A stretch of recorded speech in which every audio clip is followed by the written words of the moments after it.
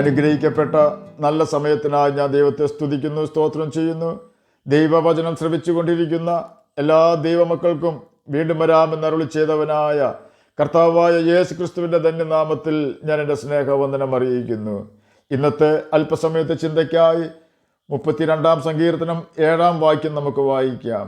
നീ എനിക്ക് മറവിടമാകുന്നു, നീ എന്നെ കഷ്ടത്തിൽ നിന്ന് സൂക്ഷിക്കും, രക്ഷയുടെ ഉല്ലാസഘോഷം കൊണ്ട് നീ എന്നെ ചുറ്റിക്കൊള്ളും. അനുഗ്രഹിക്കപ്പെട്ട ഒരു വേദവാക്യമാണ് നാം കേട്ടത്. മറവിടം എന്നതിന് ഇംഗ്ലീഷിൽ ഹൈഡിംഗ് പ്ലേസ് എന്നാണ് രേഖപ്പെടുത്തിയിരിക്കുന്നത്. ഹൈഡിംഗ് പ്ലേസ് എന്നാൽ ഒളിച്ചു പാർക്കുന്നതിനുള്ള ഇടം, ശത്രുക്കൾ കാണാതെ മറഞ്ഞിരിക്കുവാനുള്ള സ്ഥലം എന്നൊക്കെയാണ് അർത്ഥം. ശത്രുക്കൾ തന്നെ കണ്ടുപിടിക്കാതിരിക്കുവാൻ തനിക്ക് മറഞ്ഞിരിക്കുന്നതിനുള്ള സങ്കേത നഗരമാണ് യഹോവ അഥവാ കർത്താവായ യേശു ക്രിസ്തു എന്നാണ് സങ്കീർത്തനക്കാരൻ അവകാശപ്പെടുന്നത്. അനേകം പ്രതിസന്ധികളിൽ സങ്കീർത്തനക്കാരൻ യഹോവയിൽ മറഞ്ഞിരുന്നിട്ടുണ്ട്. യഹോവയിൽ അഭയത്തിനായി കടന്നു ചെല്ലുന്ന വ്യക്തികൾക്ക് സംരക്ഷണം ഉറപ്പാണ്. യേശു പറഞ്ഞു, എൻ്റെ അടുക്കൽ വരുന്നവനെ ഞാൻ ഒരു നാളും ഉപേക്ഷിക്കുകയില്ല. യേശുവിൻ്റെ അടുക്കൽ വരുന്നവർ ആരു തന്നെ ആയാലും അവരുടെ രഹസ്യങ്ങൾ വെളിപ്പെടും എന്നത് തീർച്ച. കാരണം യേശു പറഞ്ഞു, ഞാൻ ലോകത്തിൻ്റെ വെളിച്ചമാകുന്നു. തിന്മ പ്രവർത്തിക്കുന്നവനെല്ലാം വെളിച്ചത്തെ പകയ്ക്കുന്നു. തൻ്റെ പ്രവൃത്തിക്ക് ആക്ഷേപം വരാതിരിക്കുവാൻ വെളിച്ചത്തിലേക്ക് വരുന്നില്ല. യോഹന്നാൻ എഴുതിയ സുവിശേഷം 3-ാം അധ്യായം 20-ാം വാക്യത്തിൽ ഇത് രേഖപ്പെടുത്തിയിരിക്കുന്നു. അകൃത്യം മറച്ചു പിടിച്ചുകൊണ്ട് യേശുവിൻ്റെ അടുത്ത് നമുക്ക് കടന്നു ചെല്ലുവാൻ കഴിയുകയില്ല. കാരണം നമ്മിൽ നിന്നും സംഭവിക്കുന്ന അകൃത്യം അഥവാ തെറ്റുകൾ, പാപപ്രവൃത്തികൾ എല്ലാം സാത്താനിൽ നിന്നും വരുന്നതാകയാൽ പാപം ചെയ്യുന്ന വ്യക്തികൾക്ക് യേശുവിൻ്റെ അടുക്കൽ അഭയത്തിനായി കടന്നു ചെല്ലുവാൻ സാധിക്കാതെ വരുന്നു. എന്നാൽ ഏതൊരു വ്യക്തിയും തൻ്റെ പാപത്തെ അംഗീകരിക്കുകയും പാപത്തെ ഏറ്റുപറഞ്ഞ് ഉപേക്ഷിക്കുകയും ചെയ്യുമ്പോൾ സാത്താൻ ലജ്ജിക്കുകയും പാപത്തെ ഏറ്റുപറഞ്ഞ് ഉപേക്ഷിക്കുന്ന വ്യക്തികളെ വിട്ട് ഓടിപ്പോവുകയും ചെയ്യുന്നു. അശുദ്ധാത്മാവ് ഒരു മനുഷ്യനെ വിട്ട് പുറപ്പെട്ട ശേഷം നീരില്ലാത്ത സ്ഥലങ്ങളിൽ കൂടി തണുപ്പ് അന്വേഷിച്ചുകൊണ്ട് സഞ്ചരിക്കുന്നു, കണ്ടെത്തുന്നില്ല താനും. ഞാൻ പുറപ്പെട്ടു പോകുന്ന എൻ്റെ വീട്ടിലേക്ക് മടങ്ങിച്ചെല്ലും എന്ന് ദുരാത്മാവ് പറയുന്നു. ഉടനെ മടങ്ങി വന്ന് അത് ഒഴിഞ്ഞതും അടിച്ചുവാരി അലങ്കരിച്ചതുമായി കാണുന്നുവെന്ന് മത്തായി എഴുതിയ സുവിശേഷം 12-ാം അധ്യായം 43-44 വാക്യങ്ങളിൽ രേഖപ്പെടുത്തിയിരിക്കുന്നു. തൻ്റെ പാപത്തെ ഏറ്റുപറഞ്ഞ് ഉപേക്ഷിക്കുന്ന വ്യക്തിയിൽ നിന്നുമാണ് ദുരാത്മാവ് പുറപ്പെട്ടു പോകുന്നത്. യേശുവിൻ്റെ ആത്മാവ് ഒരു വ്യക്തിയിൽ വരുമ്പോൾ ആ വ്യക്തിയിൽ അച്ചടക്കവും അടുക്കും ചിട്ടയും അനുസരണവും ഉണ്ടാകുന്നു. പാപത്തെ ഏറ്റുപറഞ്ഞ് ഉപേക്ഷിക്കുന്ന സമയത്ത് തന്നെ ആ വ്യക്തിയുടെ സംരക്ഷണ ചുമതല യഹോവയായ ദൈവം അഥവാ കർത്താവായ യേശു ക്രിസ്തു ഏറ്റെടുക്കുന്നു. സാത്താന് അവനെ പാപത്തിൽ കുടുക്കുവാൻ കഴിയാതെ വണ്ണം ദൈവത്തിൻ്റെ സംരക്ഷണ വലയത്തിൽ ആ വ്യക്തി ആയിത്തീരുന്നു. മനഃപൂർവ്വം പാപത്തിലേക്ക് ഇറങ്ങിച്ചെല്ലുന്ന വ്യക്തികൾക്ക് മാത്രമേ പാപത്തിൽ വീണ്ടും വീഴുവാൻ സാധിക്കുകയുള്ളൂ. ദൈവത്തിൻ്റെ സംരക്ഷണ വലയത്തിൽ പ്രവേശിക്കുവാൻ ദൈവത്തിൻ്റെ കൽപ്പനകൾ നാം അനുസരിക്കേണ്ടത് അത്യാവശ്യമാണ്. പ്രമാണം അനുസരിച്ചാൽ അവൻ പിന്നെ വസിക്കുന്നത് അത്യുന്നതൻ്റെ മറവിലാണ്, സർവശക്തൻ്റെ നിഴലിലാണ്.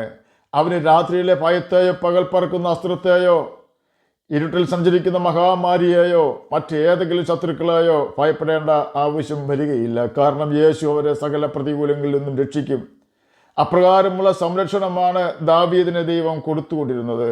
3000 പട്ടാളക്കാരുമായി ശൗൽ ദാവീദിനെ അന്വേഷിച്ച് വർഷങ്ങൾ അലഞ്ഞെങ്കിലും ദൈവം ദാവീദിനെ ഒളിപ്പിച്ചതിനാൽ ശൗലിന് ദാവീദിനെ കൊല്ലുവാൻ കഴിഞ്ഞില്ല. ഇതുപോലെ തന്നെയാണ് ഏലിയാവിൻ്റെ ചരിത്രവും. ക്രൂരനായ ആഹാബ് എന്ന ഇസ്രയേൽ രാജാവ് ഏലിയാവിനെ അന്വേഷിച്ച് നടക്കാത്ത സ്ഥലമില്ല. എന്നാൽ ദൈവം ഏലിയാവിനെ ഒളിപ്പിച്ചു. ദൈവം ഏലിയാവിനെ ഒളിപ്പിക്കുവാൻ കാരണം ഏലിയാവ് ദൈവത്തെ അനുസരിക്കുന്നവനായിരുന്നു. കിരീത്ത് തോടിൻ്റെ അരികെ ഒളിച്ചിരിക്കുവാൻ പറഞ്ഞാൽ ഏലിയാവ് അവിടെ പോയി ഒളിച്ചിരിക്കും. സാറാഫത്തിലെ വിധവയുടെ അടുക്കൽ ചെല്ലുവാൻ പറഞ്ഞാൽ അവിടെ പോകും. ആഹാബിനോട് ചെന്ന് ദേശത്ത് മഴ ഉണ്ടാവുകയില്ല എന്ന് കൽപ്പിക്കുവാൻ പറഞ്ഞാൽ രാജാവിൻ്റെ മുഖത്തു നോക്കി ധൈര്യത്തോടെ യഹോവയുടെ അരുളപ്പാട് അറിയിക്കും. ആഹാബിനെ നിന്നെ തന്നെ വെളിപ്പെടുത്തുവാൻ പറഞ്ഞാൽ അതുപോലെ തന്നെ ദൈവത്തെ അനുസരിക്കും. തന്നെയുമല്ല ഇസ്രയേൽ ജനം കൂട്ടത്തോടെ ബാൽ എന്ന വിഗ്രഹത്തിന് മുമ്പിൽ മുട്ടുമടക്കിയപ്പോൾ ഏലിയാവ് അതിനു മുമ്പിൽ മുട്ടുമടക്കിയില്ല. അതുകൊണ്ട് തന്നെ ഏലിയാവ് യഹോവയാ ദൈവത്തിൻ്റെ സംരക്ഷണ വലയത്തിൽ ആയിരുന്നു. ആ സംരക്ഷണ വലയം ഭേദിക്കുവാൻ ആർക്കും കഴിയുകയില്ല. തന്നെയുമല്ല ആ സംരക്ഷണ വലയത്തിൽ കടന്നു ചെല്ലുവാൻ ഒരു കഷ്ടതയ്ക്കും കഴിയുകയില്ല. മറവിടമായ യഹോവയിൽ മറഞ്ഞിരുന്ന് പാപത്തിൽ വീഴാതെ തന്നെത്താൻ സൂക്ഷിച്ചാൽ നിശ്ചയമായും അവിടെ രക്ഷയുടെ ഉല്ലാസഘോഷമുണ്ടാകും. പാപം ചെയ്യുമ്പോൾ സംരക്ഷണവും രക്ഷയുടെ സന്തോഷവും നമുക്ക് നഷ്ടമാവുകയും സകലവിധ കഷ്ടങ്ങളും നമ്മിൽ വന്നു ചേരുകയും ചെയ്യുന്നു. കർത്താവായ യേശു ക്രിസ്തു നമ്മുടെ മറവിടമാണ്. സാത്താനിൽ നിന്നും പാപത്തിൽ നിന്നും എല്ലാവിധ പ്രതികൂലങ്ങളിൽ നിന്നും സങ്കടങ്ങളിൽ നിന്നും നമ്മെ രക്ഷിച്ച് നമ്മെ കേടുകൂടാതെ സൂക്ഷിക്കുന്ന, നശിച്ചു പോകാതെ സംരക്ഷിക്കുന്ന മറവിടമാണ് കർത്താവായ യേശു ക്രിസ്തു. നിത്യമരണമായ ഗന്ധകം കത്തുന്ന തീ പൊയ്കയിൽ നിന്നും യേശു നമ്മെ സംരക്ഷിക്കും. വിശുദ്ധിയിൽ ജീവിക്കുന്നവരെ കഷ്ടങ്ങളിൽ നിന്നും സൂക്ഷിക്കുന്ന മറവിടമാണ് കർത്താവായ യേശു ക്രിസ്തു. എന്നെ കേൾക്കുന്ന പ്രിയ ദൈവമകനെ, ദൈവമകളെ, യേശുവിലാണോ വിശ്രമിക്കുന്നത്? എന്നാൽ ഈ ഭൂമിയിൽ നടക്കുന്ന യാതൊരു പ്രതികൂലവും ഏൽക്കാതെ വണ്ണം കർത്താവ് നമ്മെ താങ്ങുകയും സംരക്ഷിക്കുകയും ചെയ്യും. ആകയാൽ പാപത്തിൽ വീണ് തകർന്നു പോകുന്നില്ല എന്ന് നമുക്ക് ഉറപ്പ് വരുത്തി ജീവിക്കാം. കർത്താവ് അതിന് നമ്മെ സഹായിക്കേണ്ടതിന് നമുക്ക് അവൻ്റെ കൽപ്പനകൾ പ്രമാണിച്ചുകൊണ്ട് ദൈവത്തിൻ്റെ സ്നേഹത്തിൽ വസിക്കാം. കർത്താവ് അതിനെ നമ്മെ സഹായിക്കട്ടെ എന്ന് പ്രാർത്ഥിച്ചുകൊണ്ട് ഞാൻ എൻ്റെ വാക്കുകളിൽ നിന്ന് വിരമിക്കുന്നു. നമുക്ക് പ്രാർത്ഥിക്കാം. ഞങ്ങളെ സ്നേഹിക്കുന്ന സ്വർഗീയ പിതാവേ, നല്ല വചനത്തിനായി അങ്ങയെ സ്തുതിക്കുന്നു, സ്തോത്രം ചെയ്യുന്നു. എന്നെ കേൾക്കുന്ന ഏതെങ്കിലും പ്രിയപ്പെട്ടവർ സ്വസ്ഥതയില്ലാതെ അലയുന്നുവെങ്കിൽ അങ്ങ് അവർക്ക് സമാധാനവും സ്വസ്ഥതയും കൊടുത്ത് സഹായിക്കണമെന്ന് ഞാൻ പ്രാർത്ഥിക്കുന്നു.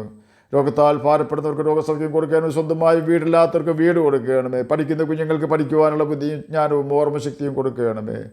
അങ്ങയുടെ കൽപ്പനകൾ പ്രമാണിച്ചുകൊണ്ട് നിത്യജീവനാവകാശികളായി തീരുവാൻ അടിയനെ കേൾക്കുന്ന അങ്ങയുടെ കുഞ്ഞുങ്ങളെയും സഹായിക്കണമേ. പ്രാർത്ഥന കേട്ടതിനായി സ്തോത്രം. യേശുവിൻ്റെ നാമത്തിൽ തന്നെ ആമേൻ. കർത്താവ് എല്ലാവരെയും അനുഗ്രഹിക്കട്ടെ.